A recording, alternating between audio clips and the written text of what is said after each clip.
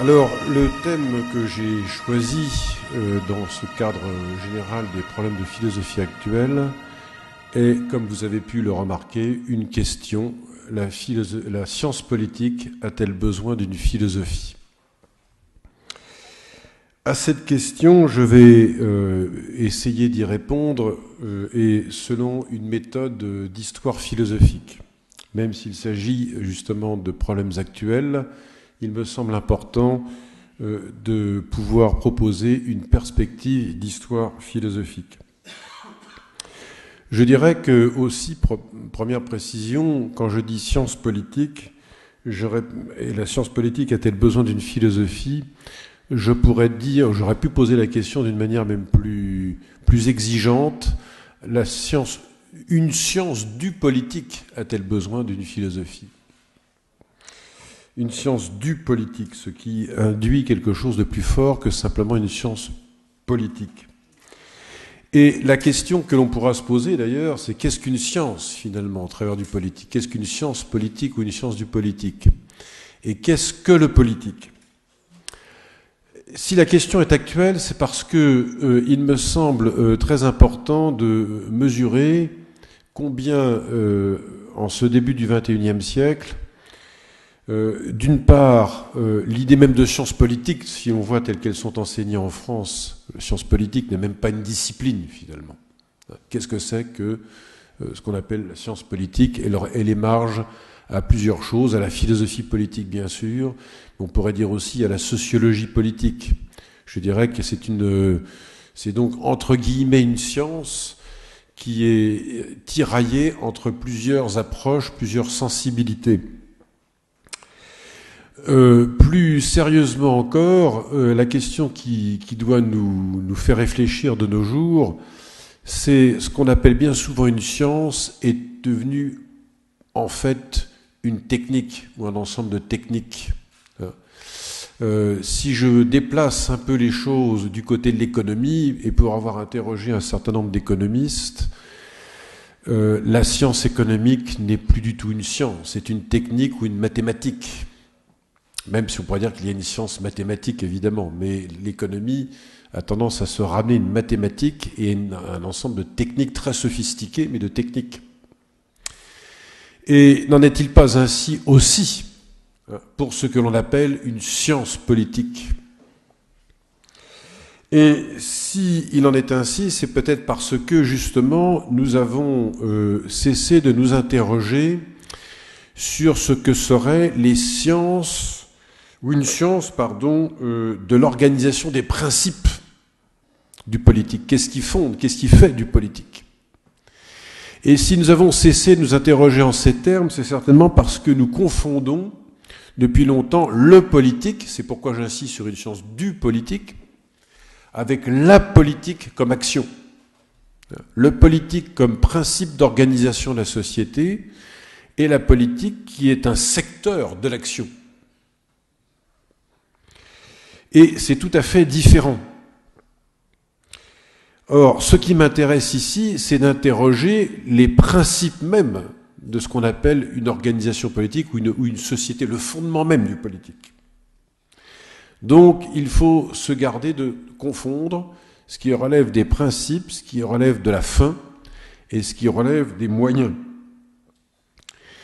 Et on le voit très clairement, c'est la difficulté, le défi que je soulève apparaît, à mon avis, assez clairement dans nos sociétés européennes et occidentales en particulier, pour qui la chose politique est au fond devenue de plus en plus une technique, précisément. Et donc une technique d'action qui soumet au fond tout ordo politique à du droit, pour ne pas dire même à de la morale, et l'on pensera bien sûr au discours tenu sur les droits de l'homme de nos jours. Je dis bien au discours tenu, je ne conteste pas le fait qu'il y ait des droits de l'homme, mais l'usage qui en est fait. Et ceci nous conduit à une dépolitisation considérable de nos sociétés. Et dès l'instant où nos sociétés sont dépolitisées, on peut s'interroger sur ce qu'est une science du politique, du même coup.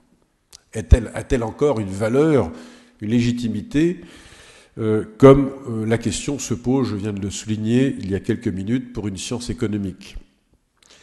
Si, en effet, l'action politique, au fond, est essentiellement du ressort d'élaboration technique et soumis à des impératifs juridicaux, moraux ou éthiques. Et tout ceci pose évidemment une question absolument centrale, c'est celle du rapport au réel. Au fond, toute condition politique, la question de la condition politique pose la question de notre rapport au réel. Qu'est-ce que le réel? Qu'est-ce que le cœur même du réel humain? Et on n'est pas sans savoir, pour qui a un peu de culture politique, que depuis Aristote, l'homme a été pensé comme un animal politique, comme un être de raison. Et il serait difficile de douter que le politique ne soit pas au cœur même du réel humain. Mais ce faisant, cela veut dire qu'on ne peut pas réduire le politique à un fonctionnement qui échapperait à toute interrogation sur ses fondements.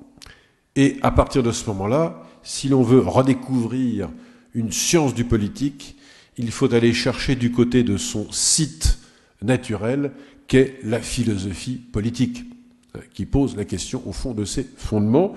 Mais on aurait pu aussi, mais ici le temps ne me le permettra pas, même interroger du côté de la théologie, au fond, ce que serait un discours théologique sur le politique comme autre fondement.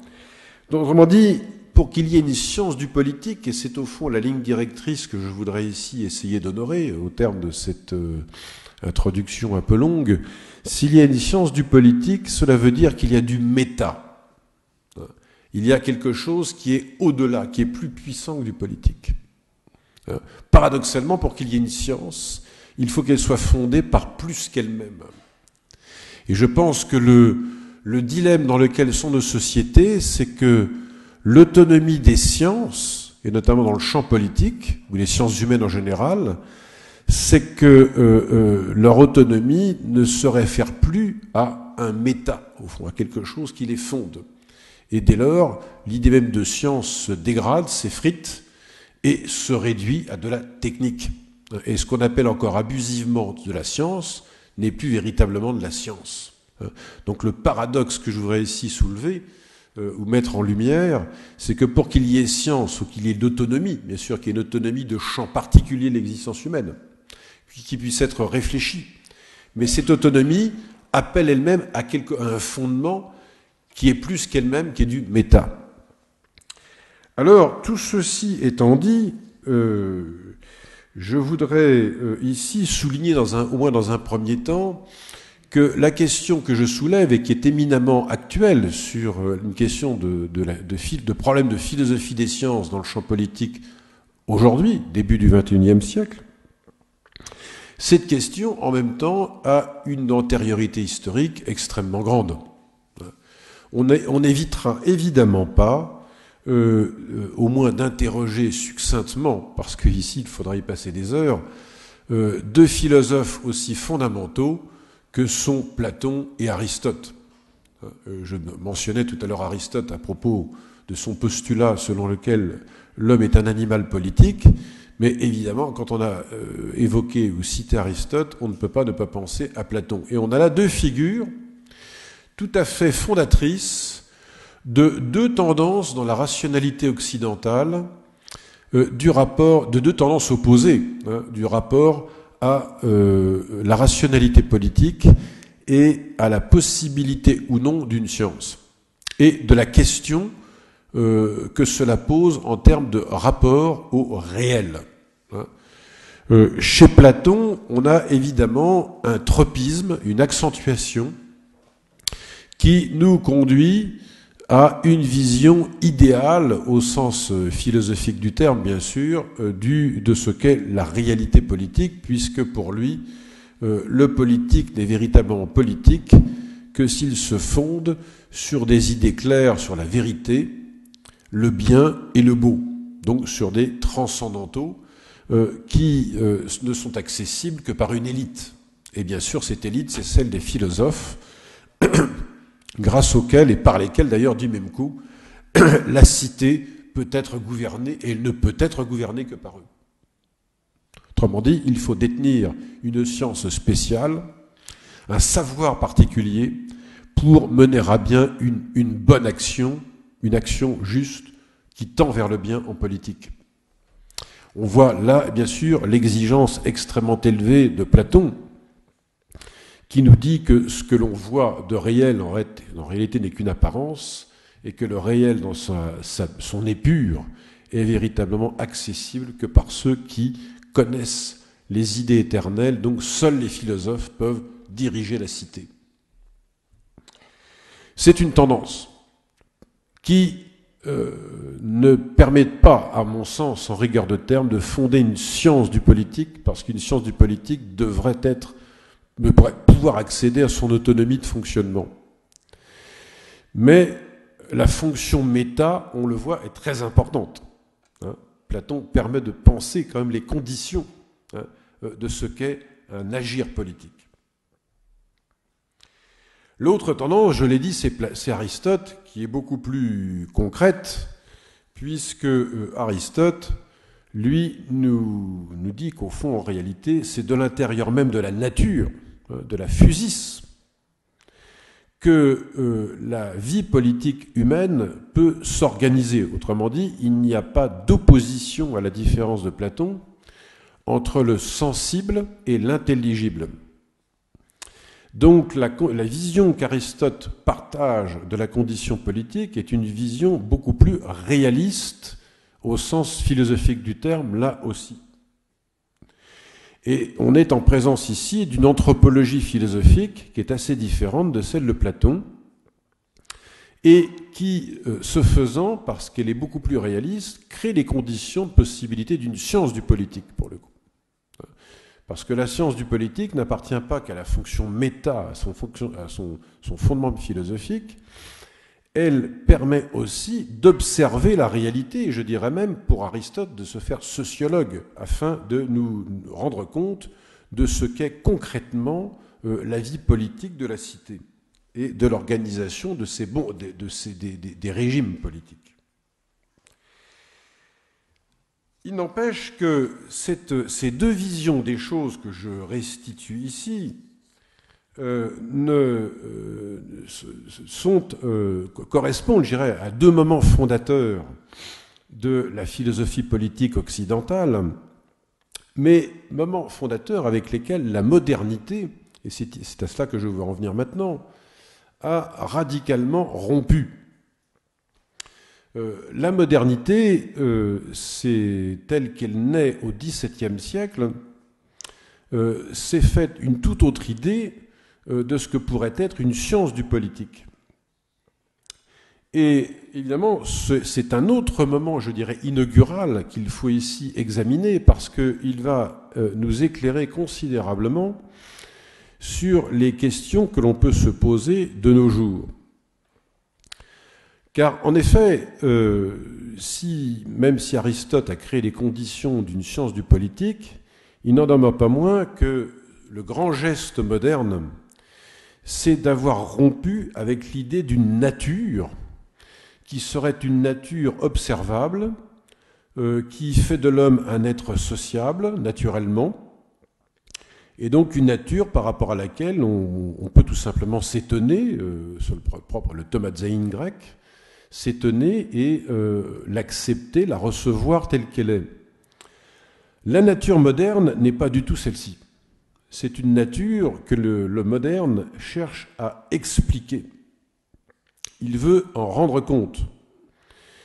Et dans ce sens, on peut d'ailleurs réunir aussi bien les sciences dures ou les sciences astronomiques que la science politique dès le XVIIe siècle. Les deux domaines marchent main dans la main. C'est-à-dire pour qu'il y ait une autonomie, une science du politique, il fallait qu'il y ait une autre science de la nature, un autre concept de nature, que l'on a avec Galilée, par exemple, Galilée ou Mersenne, enfin des grands noms de cette époque, et qu'un certain philosophe Hobbes lui-même va reprendre à son propre compte. Donc l'idée d'une science du politique moderne qui véritablement va au-delà d'Aristote pour fonder une autonomie de cette science politique appelait un concept de nature totalement nouveau. Et un concept de nature qui ne s'enracine plus dans une sociabilité naturelle de l'homme, mais au contraire une nature qui fait de l'homme un être parfaitement associable. L'homme, selon Hobbes, vit d'abord dans un état de nature qui fait de lui un être associable. Donc un être parfaitement antipolitique. Alors à partir de là, comment fonder effectivement une philosophie politique qui permettrait de nous donner les moyens d'une science du politique? C'est le grand dilemme, au fond, de la politique moderne jusqu'à nos jours. En effet, si je m'en tiens en tout cas au moment fondateur de la philosophie politique moderne avec Hobbes, pour lui, le passage de l'état de nature à un état politique, donc d'un état d'associabilité à un état de sociabilité, n'est possible que si les individus dépassent leur seule aspiration à la conservation de la vie pour eux-mêmes, donc ils dépassent leur autocentrage, et ils dépassent donc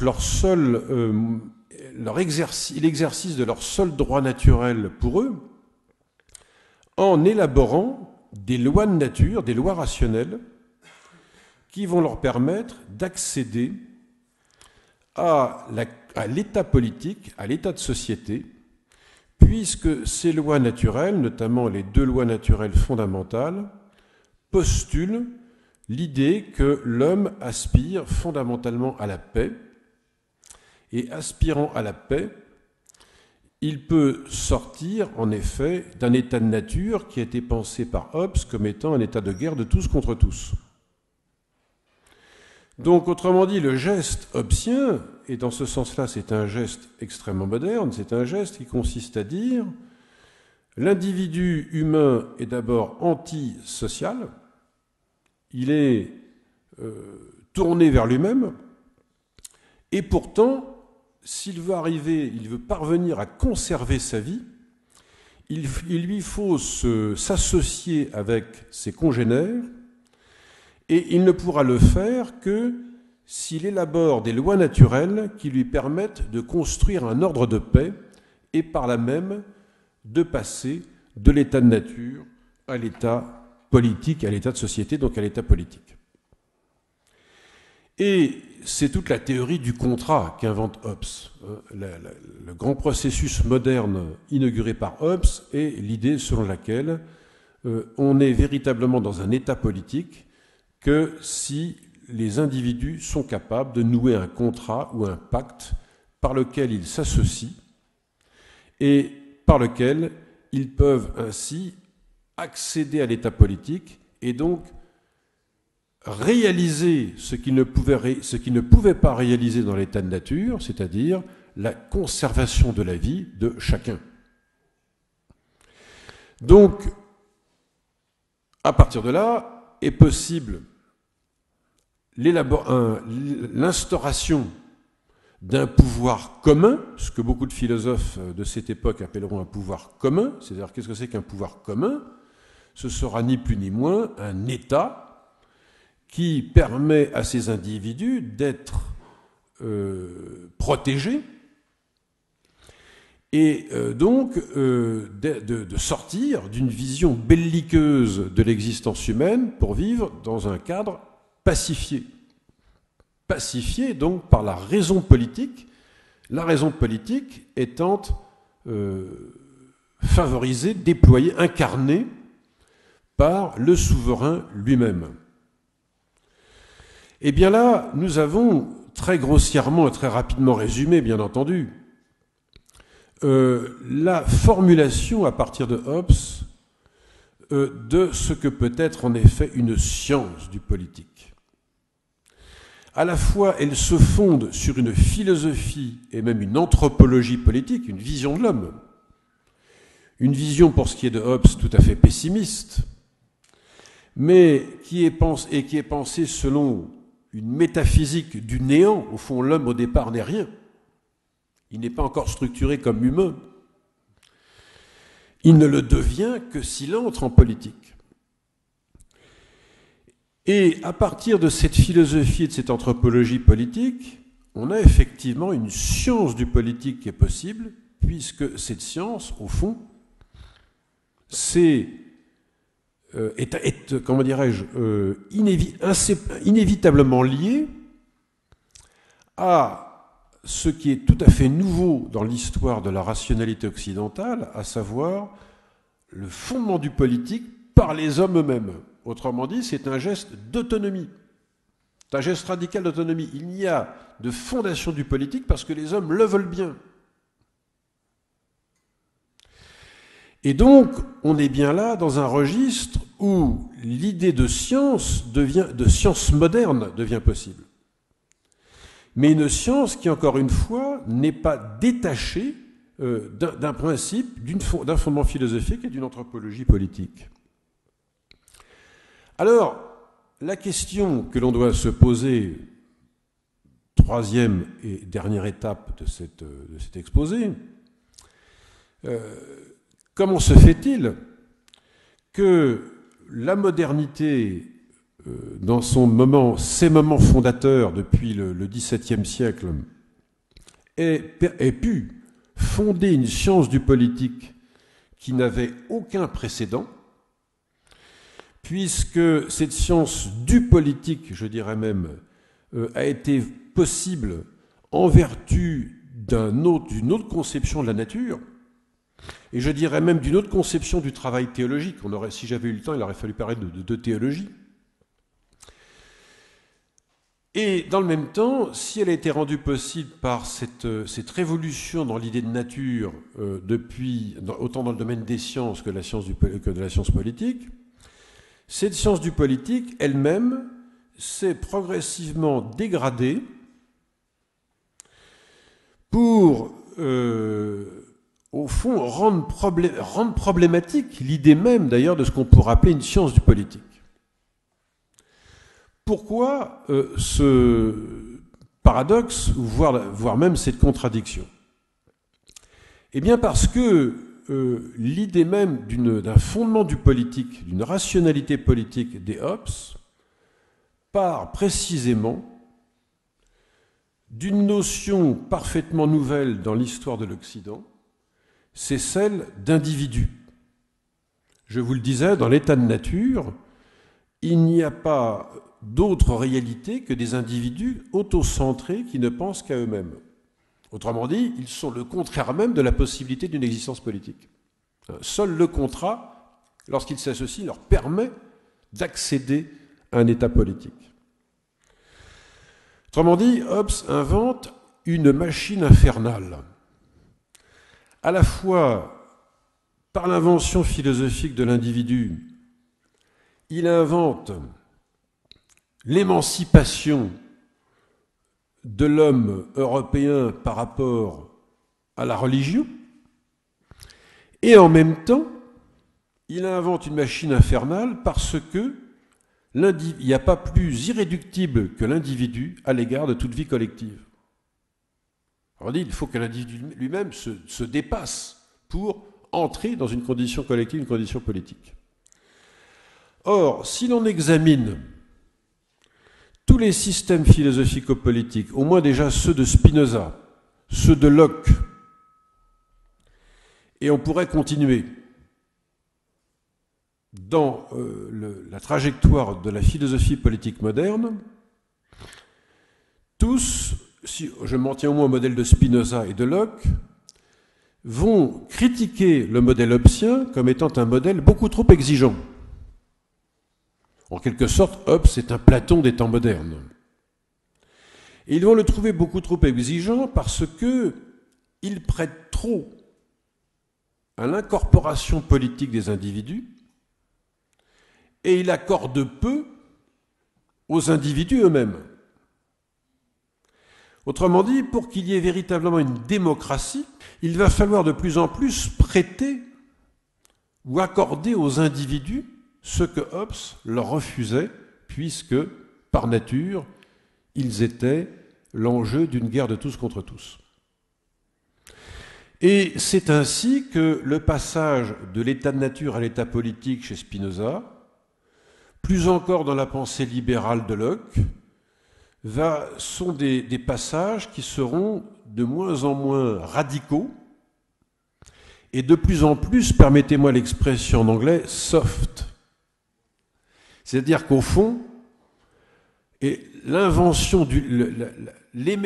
du libéralisme qui va en surgir, notamment avec la pensée de Locke, c'est une vision minimale du politique.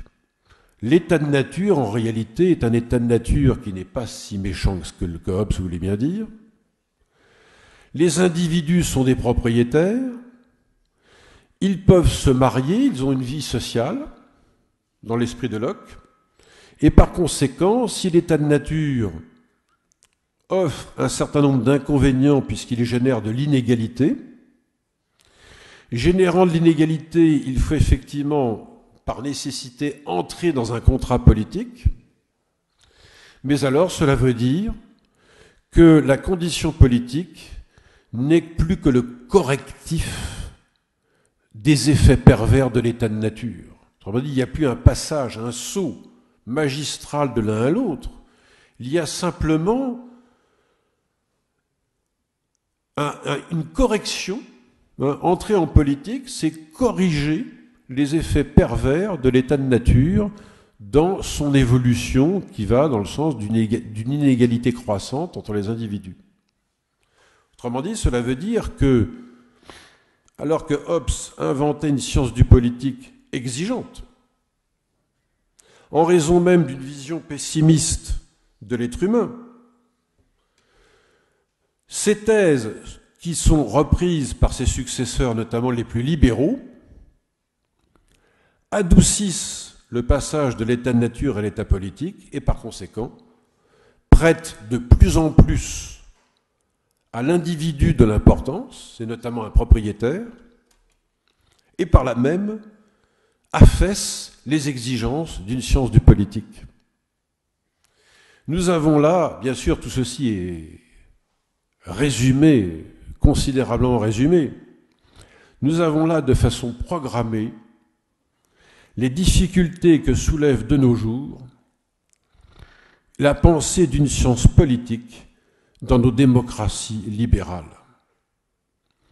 Vivre en politique, c'est vivre un service minimum de la condition collective. C'est beaucoup plus accordé aux individus et le moins possible aux exigences, j'allais dire, de l'incorporation collective. Et c'est là, me semble-t-il, puisque je vois qu'il est presque 4 heures, une demi-heure, le défi qui se pose dans nos sociétés contemporaines. Et un défi pour une science du politique qui remonte plusieurs siècles en arrière, à savoir la tension permanente entre la part de l'individu et la part de la collectivité. Et évidemment, le libéralisme politique et économique triomphant, la machine infernale inventée par Hobbes, qui est celle de l'individu, a été de moins en moins recouverte par une fonction englobante du politique, pour au contraire libérer toujours plus la figure de l'individu comme figure, je dirais, indépassable de la condition politique. À partir de ce moment-là, évidemment, il devient extrêmement difficile de penser une science du politique. C'est-à-dire que les questions vont se régler en fonction des aspirations individuelles et par là même, c'est beaucoup plus le droit que la politique qui sera privilégiée. D'où évidemment le discours inflationniste sur les droits de l'homme en particulier. non pas comme citoyen, mais comme individu. Et par conséquent, plus on va vers une pente juridique, voire judiciarisante, plus évidemment l'idée de penser une science du politique devient un pari quasi impossible. Quasi impossible. Les questions ne peuvent que se régler qu'à coup de réponses techniques par rapport à des problèmes sociétaux. Alors, voilà, si vous voulez, les défis qui me semblent se poser de manière contemporaine. On pourrait élargir la question au niveau même européen. Prenons par exemple la crise migratoire de nos jours, en Europe, qui est une crise absolument considérable. Elle pose la question à la fois du respect des individus, de l'humain, mais en même temps la question de ce que sont des sociétés politiques, c'est-à-dire des sociétés qui ne sont jamais d'entrée de jeu universelle, mais des sociétés particulières, qui ont des histoires, des cultures particulières. Toutes ces questions nous mettent en demeure, en effet, de reposer à nouveau frais ce que serait une science du politique. C'est-à-dire que le politique ne peut pas se réduire à de la politique et ne peut pas se réduire à un simple secteur d'activité. Elle doit reposer la question des principes, du fondement des principes d'organisation d'une société. Et donc, ma conclusion me reconduit tout naturellement à mon introduction. Quels principes régulateurs pouvons-nous nous donner pour repenser à nouveau frais du politique? C'est la tâche même d'une science du politique.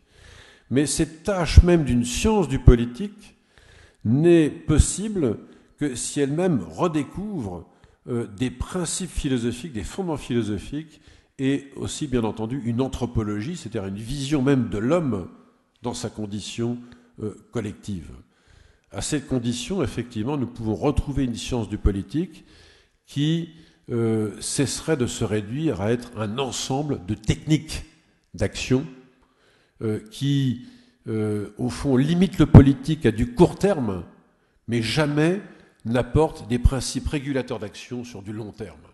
Voilà ce que je dirais pour conclure, avec la claire conscience que tout ceci mériterait beaucoup plus de temps, mais je ne veux pas en abuser. Je vous remercie de votre attention.